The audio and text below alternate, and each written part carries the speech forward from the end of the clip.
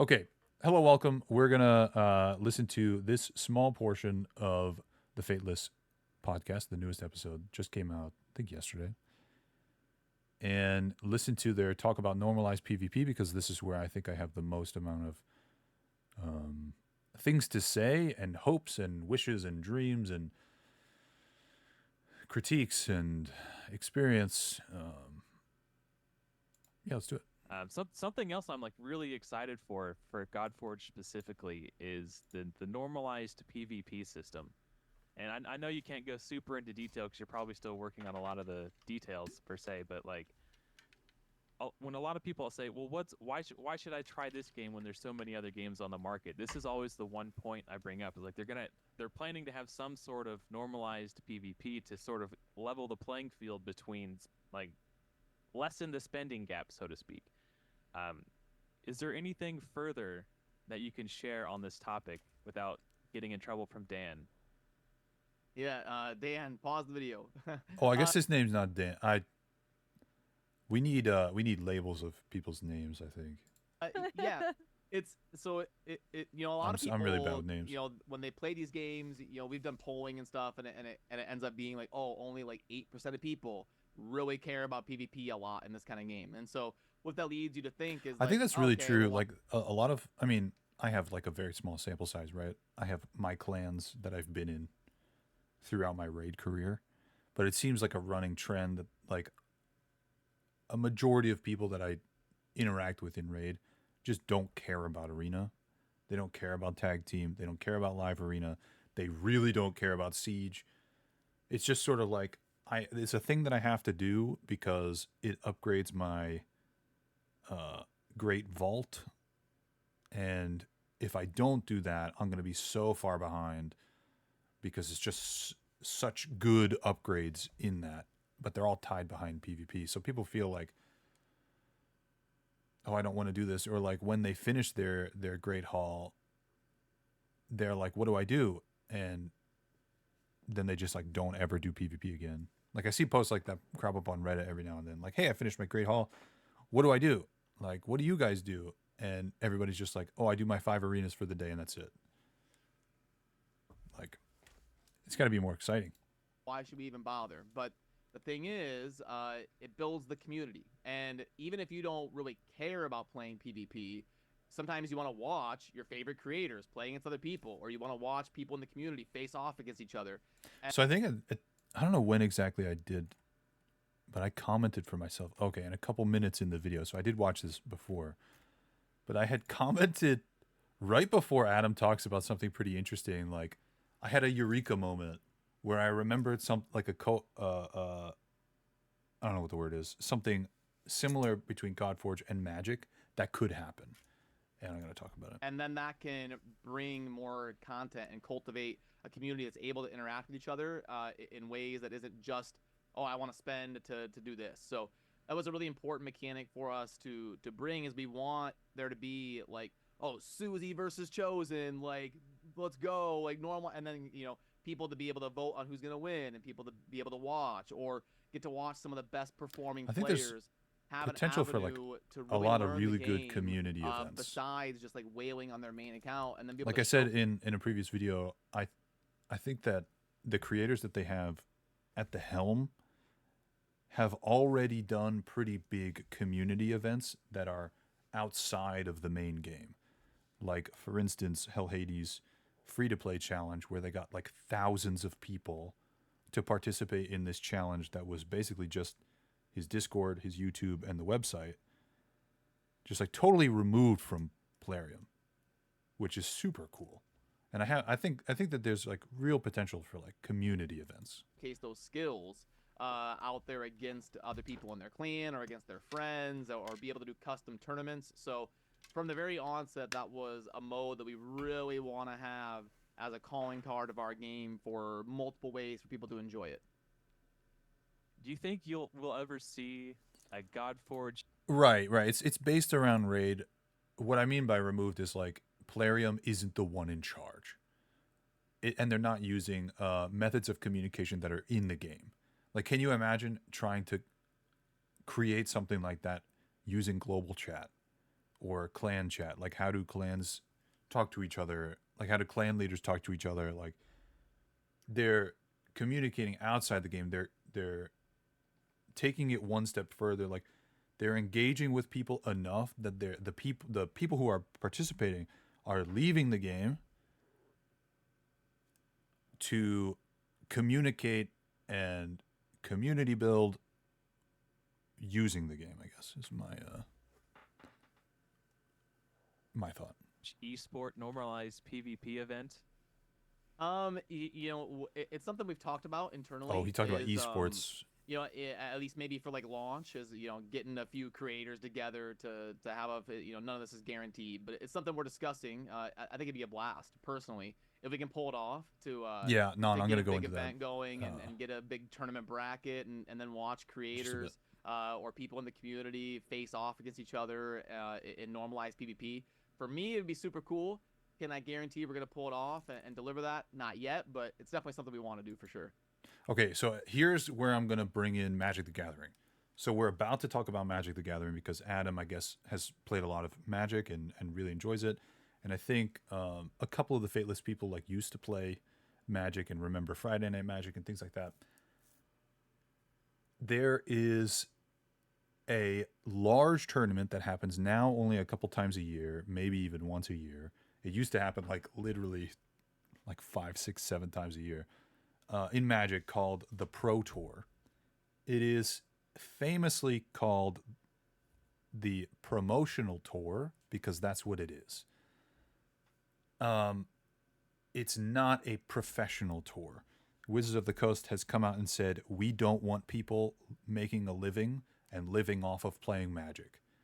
So they invite people out.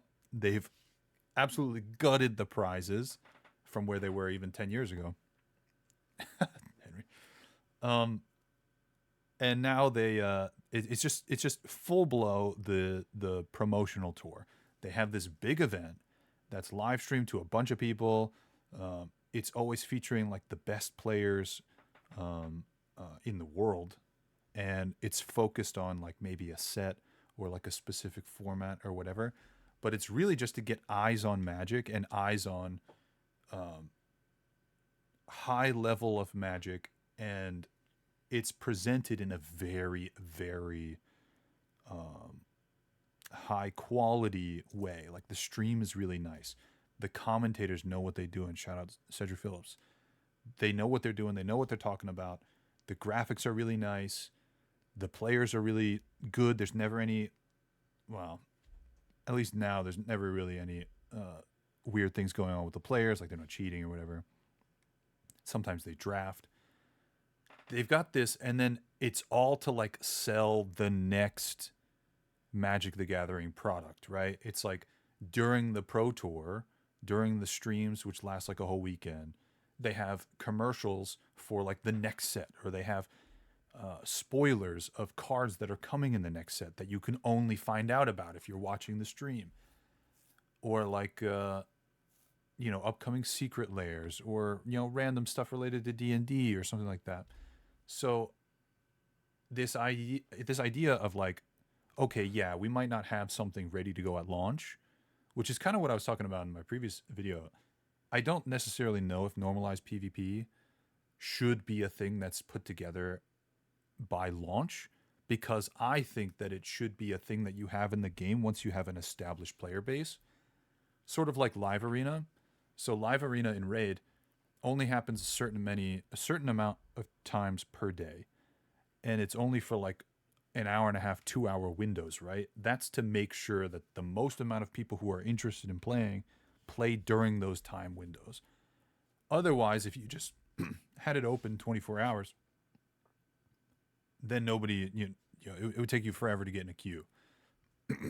Do I think that method is good? No, I mean, probably not. I don't know if there's a better method besides like making a game mode people actually want to play. So I think that normalized PvP in a draft setting, which is the setting that I am going to talk about and have talked about, should probably be sidelined until there's an established community of people who really want this and are willing to engage with it and are feeling like whatever it costs to get in, they're getting out of and they're having fun and, you know, whatever. And it's like properly balanced and whatnot. So we'll Well, keep if you going. do that, for now. sign me up. I'm down.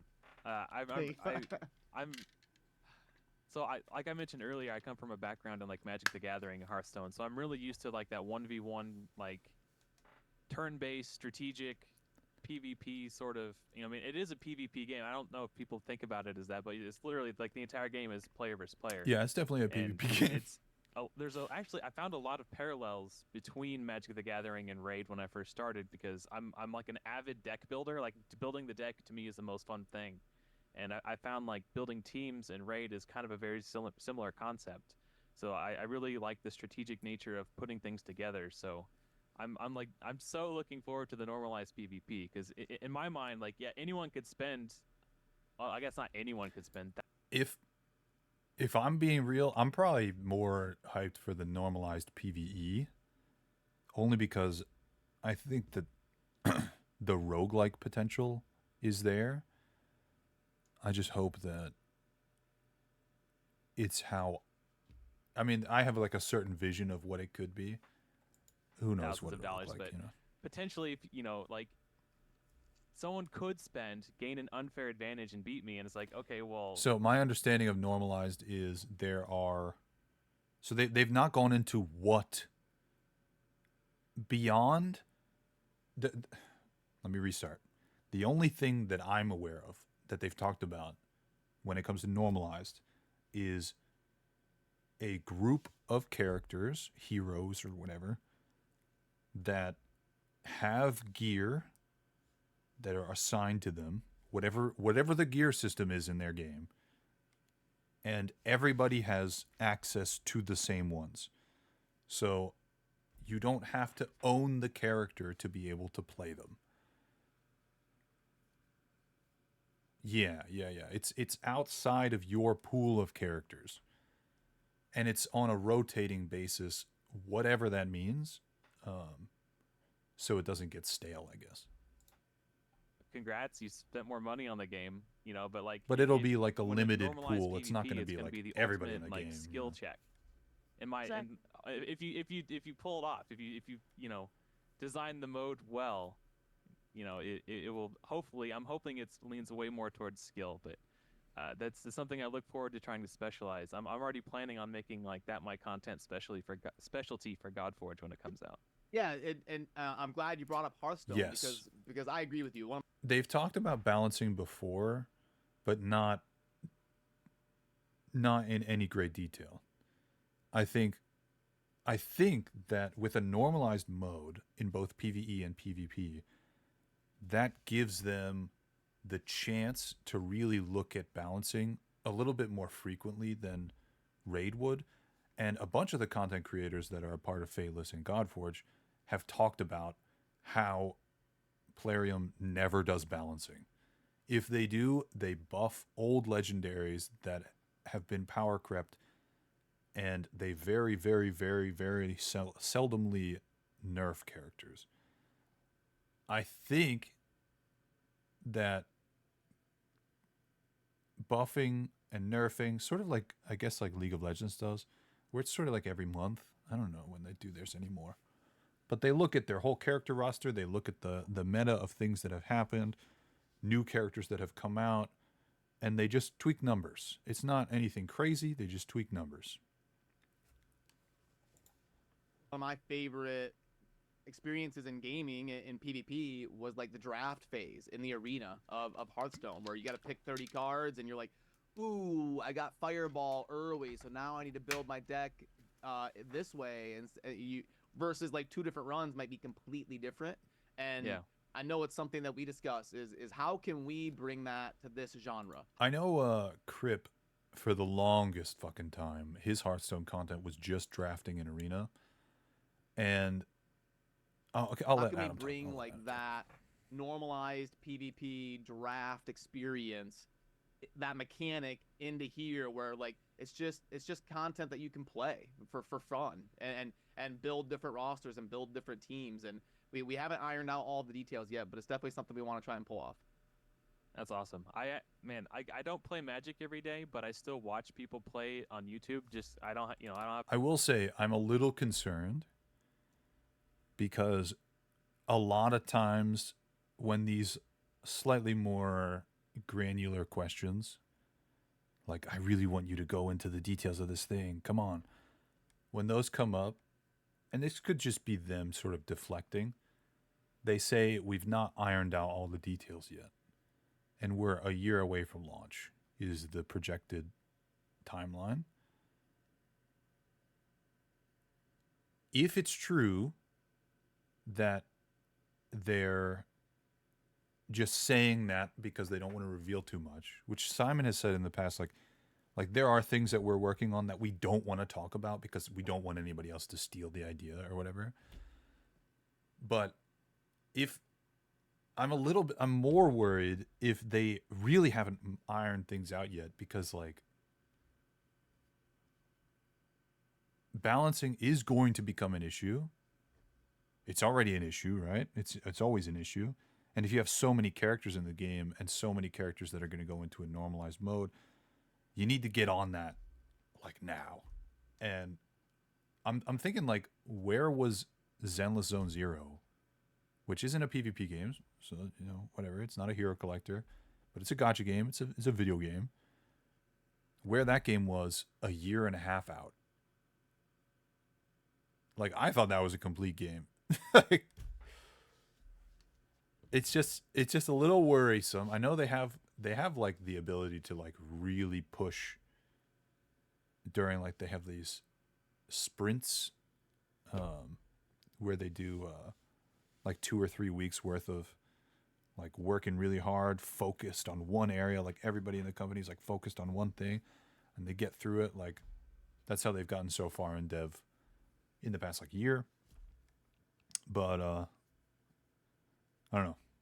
I hope we get less murky details and more ironed out details. I have time to play games as much anymore these days, but so I'll still like.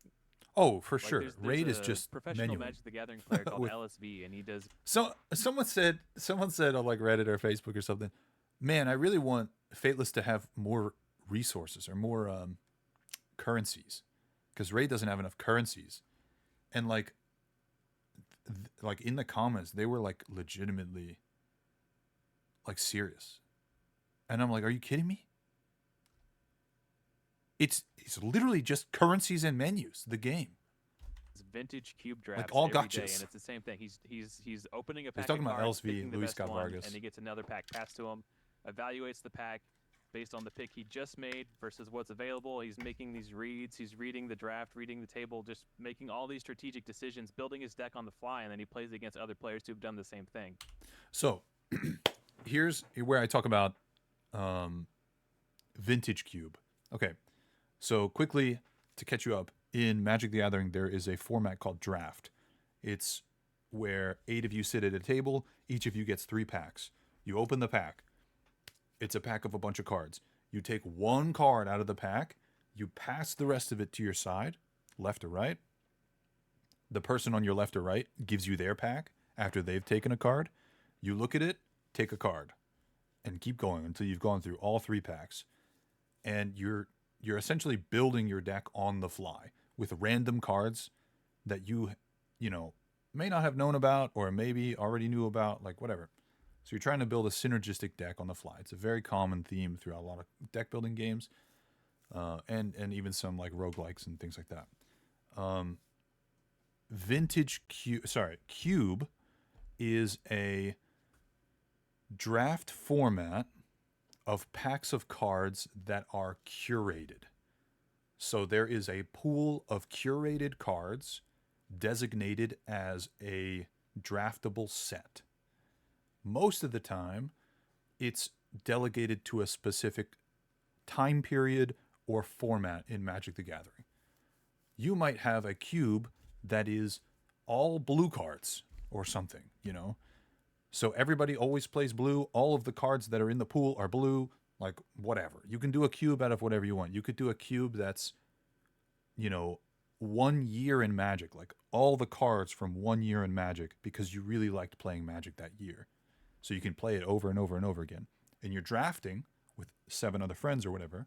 So every game's going to be different. Everybody's going to have a different deck every time, theoretically.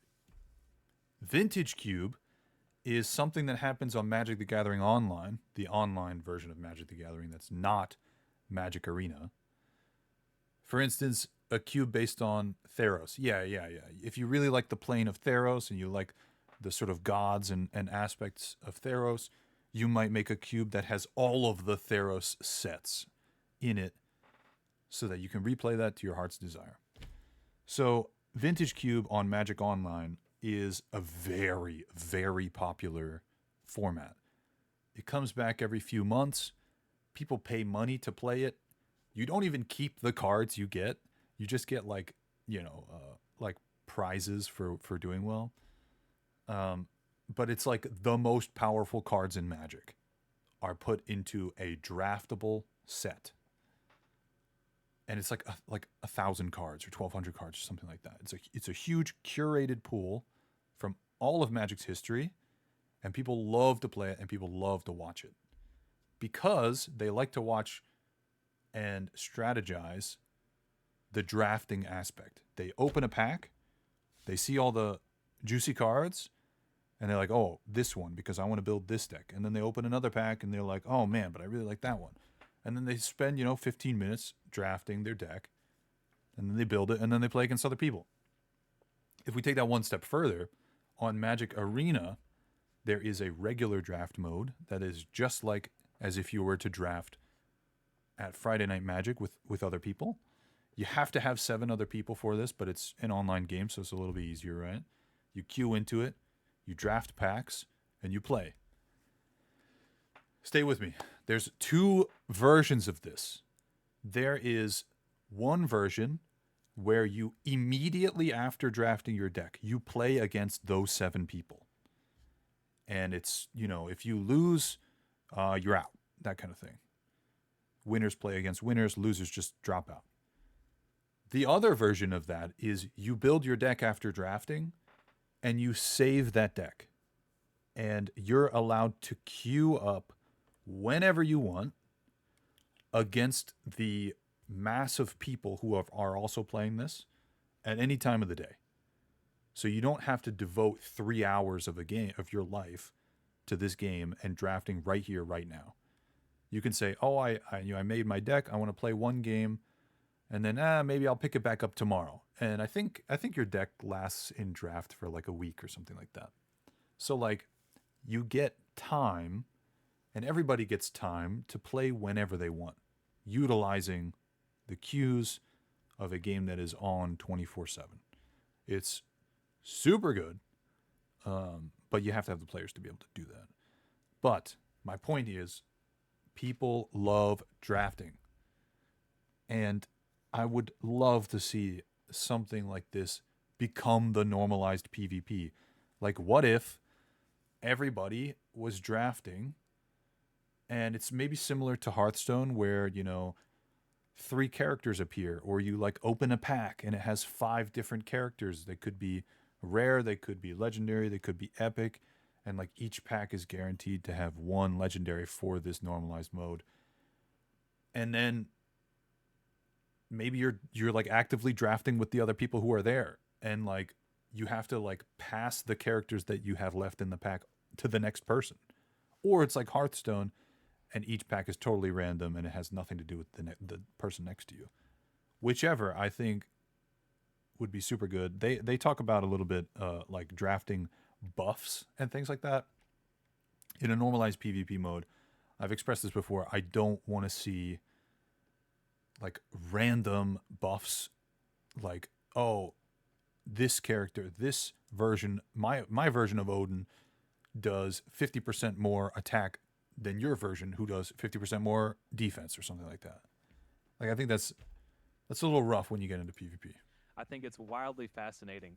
Like the whole idea of drafting a team and playing it against somebody, just the level of decision making. Dude, he was so good at Hearthstone. Like in real time, it's just really exciting and compelling to me. I'm really excited to see what you guys come up with. Yeah, thanks. And how about you, Susie? Did you have any modes like that really caught your attention that you really liked in terms of a normalized or PvP or anything? Yeah, I think for me, there was the only game that I've ever played that had normalized PvP, not just real-time arena, was Everlegion that I played it briefly, and that had a temporary event that was normalized PvP where it was completely random heroes select like that were thrown to you, and you had like a certain number, like you were allowed to use so many points to build your deck, and each character had Mm. a different value based on their What rarity and if they everything. added a card And every game? round you get thrown new characters that you could either select them Genius and you could Invocation sell your other TCG. ones to replace them with, and then every round you'd also be able to grab a buff. And so like whoever the lowest seed was, like the worst person, would get the best first choice of a buff, and then it would go to like whoever was the highest ranked last, and it would continue throughout the rounds to where the person who had the disadvantage always got to pick first. And so it was a really cool way of doing Well, it. that's I don't know, fair. it That's was a fair. weird mixture of that selecting a good team that had good synergy because they had factions and you got to have bonuses based on having multiple people in the faction too, but then also choosing the right buffs, what you're hoping you're going to build as your team, but you don't even know what the game's going to show you. So you could choose a buff and then you don't get any of those heroes. This is kind of something that I don't like to see in teamfight tactics, and it's kind of one of the reasons why I stopped playing. At certain points in the game, it's an auto chess game, but you draft your characters throughout the game. You're given one of 3 random buffs, so you're shown 3 random buffs. The pool is like of 12 or something, like 15, like a crazy number of different buffs. You're shown 3 of them, and you're allowed to pick one at 3 different times. So you'll see a bunch of different buffs, but like in the beginning of the game, you could pick a buff that's like all of my, I don't know, dark fantasy faction characters are going to do 20% more damage. Like that's a fuck ton of more damage. Like, yeah, I want to pick that. And then throughout the game you're drafting and you're selling characters and you're buying characters and you're playing, and like it just doesn't work out where you get any dark fantasy characters and your team is, you know, bright fairy characters. So the buff that you picked at the beginning was useless. Like you could have picked any of the other 2. And now it's time for the second buff. And now you're like, okay, well I'm going to pick one that benefits my team now because I'm here in the now and I want my team to get better. So you do, and the third one you do, and then you win the game. Okay. Well, now you just won the game or lost the game with a handicap. Like the random buffs in PvP just never feels good to me. And I don't really know, like maybe that's an unpopular opinion. Maybe it keeps the sort of like gonzo aspect of TFT up, or like modes like this, but it's kind of one of the reasons why I stopped playing. It's just a little bit too random for what it is. And yeah, like you're saying, I do think that the rotations need to be like not very frequent. That's like it doesn't need to be every day, but like Magic sets used to come out once every like 2.5 months, because by the end of it, there's burnout. People don't want to draft these cards anymore. And like by the end of it, the people who have figured out the meta, figured out the best cards, figured out the best decks, will always try to force those and will always win. So like it has to be frequent enough where if there is a meta that develops, it's like a flash in the pan. It's gone because there's a whole new meta. And like, what if, Zeus was super good in the first one, but in the second one, he's just like not even a thought. Which is kind of like there are some really good things about teamfight tactics. Like every time they come out with a new set, a new season, they might keep the same characters, but they tweak things about the characters. Like they change the faction that they're in, or they use a different ability for their ultimate ability. Now that I'm thinking about it, like maybe this game would just benefit from a auto battler, a auto chess. I'll have to think about that a little bit more. And yeah, it was really clever. You could even refresh, but then it costs to refresh the hero choices. Like there were so many elements to that. I thought they did such a good job. The game itself was a hot mess and totally season based and whatever, and had no audience for many reasons. But that one thing was just so cool that I made a video on that a while ago. I don't even remember the name of it, but it was cool. Sounds Yeah. cool. I Very played nice. that I never region played that for one. like 2 days. Yeah. I think It it was was a temper. Ash who had a video about it, and I was like, all right, I'll try it out. And it's like, it's not for me. Did you play AFK Journey? I know that was a new one No, I never recently. did. Yeah, I played that for about a week or so. I did enjoy the normalized PvP. I didn't play the normal. I ended up getting like PvP in number that. 4 on my server, which I don't even know if that's good. Like my server could good. have been full That's of good, yeah. noobs. Yeah, well, that's like good. it's server based, so it's not like a global thing. So I don't know what my actual rank was compared to like everyone else who played the game. My server could have been full of noobs. Like I don't know. Like is that good? I felt pretty proud of that because like, and what was cool is like I was like 3 days into the game when I hit rank 4, so it's like I'm playing against people who have well-established accounts, but because it's normalized, anyone can come in and clean house if they understand the mechanics of the game. So I thought that was neat. Yeah, so you're talking about Honor Duel, right? Yeah, exactly, Yeah. exactly. Yeah, I played a lot. I got to a similar rank on my server, and I thought it was close. I didn't think it was great. I thought it was okay, but it's definitely something I wanted to play a lot, just as a designer to see what's out there. So I got to that's kind of like top 5, top 6 rank on my server, and yeah, I don't know. I thought it was a little bit too much RNG. It was like, but I liked how they got you into the action. They let you draft. They did definitely tried to kind of take advantage of some of those mechanics. Yeah, I think the biggest flaw, in my opinion, with the AFK Journey Honor Duel was at the very start of the match, you have to pick this artifact, and it has a huge buff.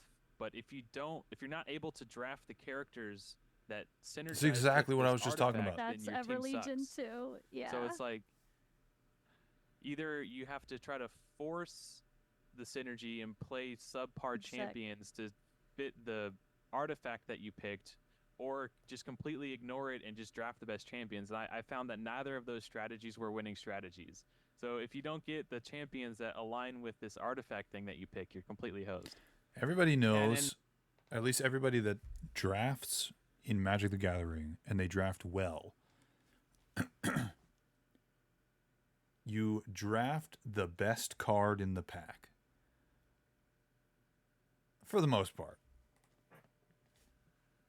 Until about like pack 2.5. Where you're really like starting to see the direction of your deck, and you want to start filling in the gaps. You don't open a brand new pack. You've not even taken a single card yet. You just sat down at the table with the idea, I'm going to draft blue-white. Because you'll open your pack and you'll have a white card in there, but it'll be a piece of dookie. It'll be a common. It'll suck. You'll pick that, and you could have passed up a really, really good green card that isn't like, it's not on your mind because you're thinking, I'm gonna play blue-white because I know blue-white won. So I think drafting needs to be a thing. I think they just have to be careful about it. For raid players, what he's talking about is it's kind of like in raid if you started an arena run and the artifact you get is like undead horde heroes take half damage. Well, if you don't get any undead horde heroes in your draft, you're like, okay, great. Well, I'm dead. I lose because you have a worthless artifact and they don't. So yeah. There was a lot of RNG. Now I would hope that we could strike a balance in our mode that's closer to Hearthstone, where like there is RNG. Obviously, that's impossible to avoid. Yeah. But you'll see in Hearthstone, like the absolute best players in the world, they'll consistently have good arena runs. They're not going to go 0-3 10 times in a row. Like they're like Look, they're you don't able even call me to out. overcome What the some of fuck? the RNG and at least be consistently like higher ranked. And you need variance, so the games feel different game to game. Like that's what makes these sort of modes appealing, is that not every single game is going to play out exactly the same.